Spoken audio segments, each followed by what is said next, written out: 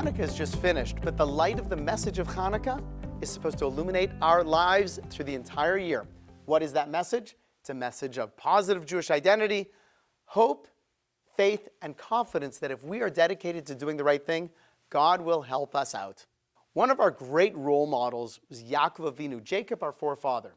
Now, he was a great man, but he was not a perfect person, and that's good for us because he experienced certain challenges in his life, and we can learn from the way he dealt with his challenges to better our lives. One such challenge was when he met Pharaoh. Pharaoh said, "Oh my gosh, how old are you?" Yaakov's response was, "I'm 130 years old. The years of my life have been fewer than my forefathers, and they've been bad." It turns out that Yaakov was actually punished for that response. He was taken from this world 33 years earlier than he should have been, 1 year for every word in these two verses. Now, perhaps we can understand why Yaakov was punished for his response to Pharaoh. God does not want us to be kvetchers. The Almighty does not want us to go around saying, "Oh, my life is so bad, my back hurts, it's terrible, it's bad, it's horrible." God does not want us to do that.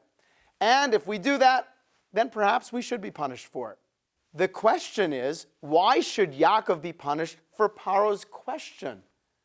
The answer is that if a person goes around and they say, "Oi, my life is so short and it's so bad," then they will look like they feel their life is short and bad. And that will cause other people distress and discomfort. We have to understand that our faces are public property. I do not have to look at my face, but you have to look at my face. And therefore, I have an obligation to make my face as pleasant as possible. In Yaakov's particular situation, he did live a challenge-filled life. But the way Jews approach these challenges is that everything is a message from the Almighty, and it's a message to help us grow and to be better.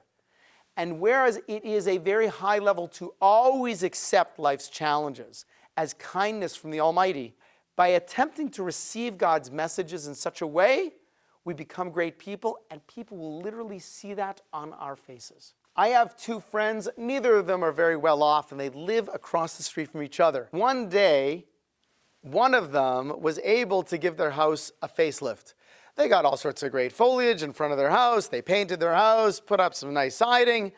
Anyway, his friend walks out one morning and says, "You know, I am way more lucky than you are." He goes, "What do you mean?" He goes, "Every single day when I come out of my front door, I look at your beautiful house and I say, what a beautiful world. But every day you walk out of your house and you have to look at my house."